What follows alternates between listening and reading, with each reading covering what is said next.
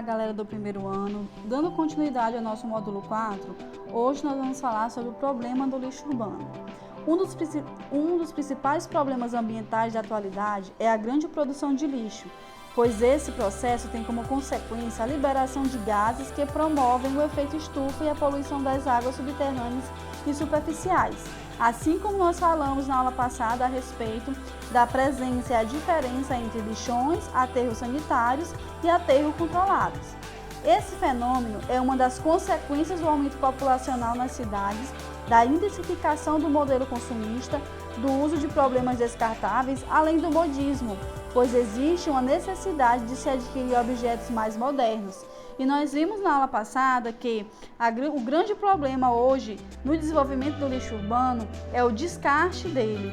Qual será o destino desse lixo? Onde nós sabemos que os lixões eles já foram proibidos por leis e hoje o único local mais adequado para o destino do nosso lixo, seja ele doméstico, industrial, hospitalar, entulho, seja ele um lixo eletrônico, o descarte mais correto são os aterros sanitários, uma vez que esses aterros têm controle tanto da poluição atmosférica quanto a poluição dos nossos solos. O lixo é também um problema socioeconômico, visto que grandes quantias de dinheiro são destinadas à coleta e tratamento do lixo urbano. Uma característica bem interessante que nós já poderíamos ter tirado é a presença do lixo proveniente da ação humana, que é o lixo das ruas, né? Uma vez que eles nem deveriam existir, pois isso vai muito da educação e da consciência de cada um. No aspecto social, vários indivíduos são afetados pela concentração do lixo nas cidades, que causam a proliferação de insetos, transmissão de doença através de animais roedores, insetos, baratas de um modo geral, a poluição visual, o entupimento dos bueiros, entre outros, onde esse último citado, que seria o entupimento dos nossos bueiros, é o que causa grandes alagamentos na cidade. Enterrar esses lixos pode contaminar a água subterrânea e queimá-los pode agravar a poluição atmosférica. As soluções para o problema dos resíduos sólidos envolvem a reciclagem do lixo e a redução do desperdício. Como é que poderia ser feita essa reciclagem do lixo? A parte orgânica ela pode ser direcionada a biodigestores para a produção de gás metano, utilizando-a como combustível, ou seja, mesmo algo que seria tóxico, ele pode ser reutilizado. A parte sólida pode ser utilizada como fertilizantes, adubos. Plásticos, papéis e metais podem ser reutilizados, evitando a exploração de mais matérias-primas naturais, ou seja, aquelas garrafas PET que nós utilizamos, vidros, alumínios, tudo aquilo pode ser reutilizado, justamente impedindo a produção de novos materiais. A reciclagem é um processo caro, sendo mais fácil e barato utilizar a matéria-prima natural. Nesse cálculo, no entanto, não está contabilizado a degradação ambiental, que pode representar um custo altíssimo para gerações futuras. Ou seja, turma, é um contrapeso, né? Ou você gasta mais no processo de reciclagem, ou você pagará muito mais caro juntamente com a produção da degradação ambiental, onde de alguma forma o custo vai sair mais caro para a gente, né? Para gerações futuras. Como que sairia mais caro? Poluição em alto grau, doenças cardiorrespiratórias, problemas de respiração por conta da poluição, grandes catástrofes como, por exemplo, alagamento das grandes cidades, né? E também a poluição dos nossos lençóis freáticos, que é um recurso que nós temos na utilização da água. Agora nós vamos falar sobre o desmatamento, espécies exóticas e extinção de espécies, né? Que atualmente é um dos desafios da humanidade, né? O desmatamento cresce em muitas regiões do planeta. A retirada da cobertura vegetal tem preocupado o mundo todo. O que seria o desmatamento? O desmatamento ele é também chamado de desflorestamento. Consiste na retirada da cobertura vegetal parcial ou total de um determinado local. Isso é o verdadeiro significado de desmatamento. Enquanto alguns enxergam essa prática como uma ação necessária ao suprimento das necessidades do ser humano, mais uma vez uma ação antrópica, outros apontam o desmatamento como um dos maiores problemas ambientais da atualidade. E mais uma vez, turma, E isso vai trazer grandes consequências para a humanidade futura. A retirada da coberta vegetal está relacionada a diversas causas, como a urbanização, a mineração, a expansão do agronegócio e seus impactos são inúmeros. Então, assim, não significa ter um problema em você ter que retirar, usufruir do desmatamento, usufruir das madeiras. É como eu falei para vocês, é sempre fazer a reposição daquilo, da retirada de madeiras, fazer o reflorestamento, não é só tirar, é devolver para a natureza também. A expansão de terras cultivadas e o crescimento das cidades acarretam desmatamentos pelas derrubadas e queimadas de vegetação nativa. Sem a proteção da cobertura vegetal, o solo perde suas camadas férteis e tem seus componentes levados pelas chuvas e pelo vento, justamente o que causa a erosão. Então, a exploração desses recursos naturais, ela acontece não é só de hoje, é desde os primórdios da humanidade. Contudo, na medida em que a sociedade foi se desenvolvendo, essa exploração só teve a se intensificar, colocando em risco o equilíbrio do planeta e comprometendo o suprimento das gerações futuras, porque se nós já sentimos os problemas, as consequências desse desmatamento, as gerações futuras sentirão ainda mais. A questão do desmatamento tomou grandes proporções, justamente a partir da Revolução Industrial. A introdução de novas tecnologias que proporcionaram o aumento da produção industrial e o consumo, que aumentou consideravelmente, de acordo com o crescimento da população, fizeram com que diversas florestas temperadas, tropicais, fossem devastadas, a fim de atender a essa nova demanda, a essa nova necessidade.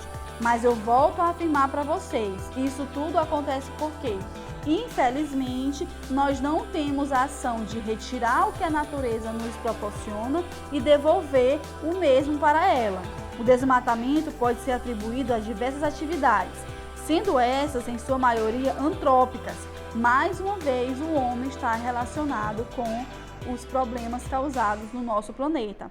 A retirada da cobertura vegetal está relacionada, por exemplo, com a expansão do agronegócio, com o extrativismo animal e vegetal ou mineral e com a necessidade da exploração da matéria-prima para atividades de todos os setores da economia, como a urbanização, referente ao aumento das cidades e também atividades ilegais. Obviamente que aí estamos envolvendo as queimadas propositais e até mesmo a exploração de áreas conservadas para fins pessoais. A expansão do agronegócio é considerada uma das principais causas do aumento do desmatamento no mundo todo. Segundo a Organização das Nações Unidas para a Alimentação e a Agricultura, só a América Latina, a expansão da agricultura e da pecuária comercial é responsável por aproximadamente 70% do desmatamento. Então, assim, vai muito da questão da ação antrópica, ação humana. Só quem pode controlar isso, gente, somos nós. É o nosso dever cuidar de algo que futuramente vai ser a nossa atmosfera, tá? Dados das Nações Unidas revelam que a prática agrícola, por meio das produções em escala industrial, e a pecuária, por meio do aumento dos pastos extensivos, fornecem ou fomentam o maior índice de vários desmatamentos de todo o país. Essa questão tem gerado diversas polêmicas, pois o agronegócio é o carro-chefe da economia de diversos países. Ou seja, é como a gente colocar na balança, vai ter dois pesos, uma vez que o agronegócio ele serve de serviço, ele aumenta a economia do país. Em contraponto, está acabando com o nosso país, com as nossas florestas, né? Portanto, muitos justificam o desmatamento como necessário ao suprimento das necessidades humanas, como a produção de alimentos. Contudo, segundo o relatório do Estado das Florestas do Mundo, de 2016, lançado pela Nações Unidas, aponta que não é necessário desmatar florestas para produzir alimentos. E isso nós sabemos. É necessário, ao invés de expandir áreas agrícolas, retirando as florestas, intensificar a atividade agrícola e as medidas de proteção social. Assim, nós conseguiríamos manter o equilíbrio. Uma das principais consequências do desmatamento é o aquecimento global. Assim como as causas do desmatamento são muitas, suas consequências são proporcionais, apesar de muitos acreditarem que se trata de um mal necessário para a manutenção do bem social. E, turma, nós não sabemos que isso se trata de um bem social, especialmente com a questão do agropecuária e do extrativismo, que são atividades essenciais para o desenvolvimento de um país. A questão do desmatamento tornou proporções jamais vistas, colocando em risco todo o equilíbrio biológico do planeta Terra. Quando falamos em equilíbrio, falamos em questões atmosféricas, poluição da camada de ozônio, poluição da nossa atmosfera, espécies nativas dessas regiões que são colocadas em risco a todo momento. As principais consequências estão relacionadas ao meio ambiente e tudo que lhe diz respeito. Ao desmatar, nós estamos comprometendo toda a nossa biodiversidade específica daquela área. Espécies de fauna perdem seu habitat, espécies de flora podem entrar para a lista de extinções ameaçadas e assim causar um enorme desequilíbrio ambiental. Nós vimos em cadeia ecológica que toda cadeia alimentar ela tem suas consequências. É um animal dependendo do outro. E sempre uma cadeia alimentar ela vai começar com seres produtores. Então, fauna e flora são de grande importância para o equilíbrio de uma cadeia alimentar. A retirada da cobertura vegetal também agrava a questão das mudanças climáticas. Além do aumento das emissões de gases poluentes à atmosfera, que tem agravado o efeito estufa, como nós já falamos, e consequentemente agrava o aquecimento global, o desmatamento também é considerado um dos fatores responsáveis pelas alterações no clima. Os anos estão cada vez mais quentes e o aumento das temperaturas da Terra tem causado inúmeros danos ao ecossistema e também à saúde humana. Outra questão diretamente ligada ao desmatamento está relacionada às alterações provocadas no solo, bem como nos recursos hídricos, no caso, com as nossas águas. Retirar a vegetação de uma determinada área favorece o processo da erosão do solo, pois a vegetação é a cobertura que auxilia na infiltração da água na chuva. Portanto, sem ela, a água corre sobre o solo, provocando deslizamento e as erosões que a gente já sabe que ocorrem. Retirar a vegetação próxima das áreas de recursos d'água também provoca deslizamentos de terra, que deposita nos rios, provocando então seu assoramento. Então, assim, a gente perde o processo de infiltração dessa água no solo e ainda diminui a concentração de água nos nossos rios, justamente por conta do assoramento. Todas as questões convertem para o bem-estar e qualidade de vida de todos os seres vivos do planeta. Então, não é só os animais, não são só os vegetais, são de todos os seres vivos do planeta. Todos nós dependemos das florestas, seja para a produção de oxigênio, seja para o fornecimento de matéria-prima, para a produção de itens necessários à nossa vida.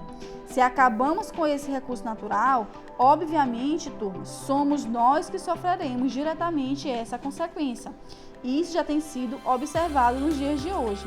Diversos recursos naturais eles já estão acabando, comprometendo mais uma vez as gerações futuras. O clima tem sofrido mudanças sentidas em todas as partes do mundo. E exatamente por essas questões, o desmatamento ele tem sido apontado como um dos maiores desafios da atualidade. Agora vamos falar um pouco sobre a introdução das espécies exóticas. A introdução dessas espécies exóticas é sempre um problema, pois insere no ambiente uma espécie que não evoluiu ali, não era daquele habitat. As demais espécies locais não estão adaptadas para o convívio com a espécie que será introduzida e ela tem as suas populações diferenciadas, então assim, elas não estão adaptadas para este tipo de convívio. Tem suas populações drasticamente afetadas pela espécie invasora, no caso a espécie que foi inserida, seja como competidora, seja como predadora. Além disso, muitas espécies não possuem predadores no local onde são introduzidos, permitindo que sua população cresça sem controle e acabe prejudicando um grande número de espécies, até provocando extinções nos locais. Alguns exemplos mostram que a introdução dessas espécies em ilhas provoca impactos devastadores sobre as espécies nativas, ou seja, as espécies dos locais que já vivem ali conseguem se reproduzir e viver naturalmente. A introdução de cães e gatos domésticos nas Ilhas Caicos reduziu muito a população de iguanas. É uma questão, e de pequenos lagartos também. Foi uma questão que foi estudada, foi a introdução dessa espécie nativa, tá? Então, pequenos mamíferos foram trazidos da Índia para a Jamaica para caçar ratos em campos de cana-de-açúcar. No entanto, o que se percebeu? Esses mamíferos diurnos não especializados em ratos noturnos e não permaneceram nos campos da cana-de-açúcar, né? Primeiro que o habitat deles era totalmente diferente, mesmo porque eles viviam em horários de caça totalmente diferentes. Um era noturno e o outro era diurno, né? Então teria características totalmente diferentes. Espécies nativas de uma região podem ser introduzidas em locais onde não existiam anteriormente, causando problemas ao ecossistema hospedeiro. Então, ao introduzir uma espécie exótica que não é desse habitat, você está colocando tanto essa espécie em risco como as outras destes locais, onde você pode ter um aumento exacerbado de uma dessas populações. Extinção de espécies. A destruição dos habitats, a caça e a pesca excessiva são algumas das principais causas da extinção de espécies. Mais de 1.000 espécies fazem parte da lista de animais em extinção hoje no Brasil. Os dados de 2016 são do Instituto Chico Mendes de Conservação da Biodiversidade, em parceria com o Ministério do Ambiente. Turma, boa parte desse problema se deve ao agravamento do desmatamento e das florestas nativas, distribuindo o habitat de diversas espécies, destruindo esse habitat. A caça e a pesca desenfreada, ações predatórias dos seres humanos, mais uma vez, ação antrópica para comercialização, além das queimadas, construções de hidrelétrica e poluição. Todos esses problemas afetam também os seres humanos, principalmente nos centros urbanos. E todos esses problemas que eu acabei de citar, todos eles podem levar à extinção de espécies. Eu vou mostrar para vocês agora alguns animais que já estão entrando em extinção. Aqui nós temos a ariranha, também conhecida como lobo do rio ou lontra gigante. Pode ser encontrado no Pantanal e na Amazônia. Está ameaçado de extinção e em risco vulnerável, conforme apresentado no livro do INICB, livro vermelho, onde fala sobre a extinção desses animais. A pesca predatória, a caça ilegal e a poluição dos rios, principalmente a contaminação por mercúrio, são a maior causa da ameaça da conservação dessa espécie. A baleia franco do sul, também conhecida como baleia franca austral, é encontrada no litoral brasileiro. Ela vem sofrendo com a caça e a pesca, bem como com a poluição das águas. Geralmente, na época de ter os filhos, a mãe busca as águas mais quentes e rasas para darem à luz. É considerada hoje em perigo de extinção, também pelas Nações Unidas. Aqui nós temos o boto cor-de-rosa, é endêmico dos rios da bacia amazônica. Sendo considerado o maior golfinho da água doce, é conhecido como lenda, que na verdade ele tenta seduzir moças solteiras. É uma lenda bem conhecida até hoje. A população do boto cor-de-rosa vem diminuindo com o passar do tempo, pois a espécie já foi utilizada como isca para pesca e mais atualmente sofre com a construção de hidrelétricas.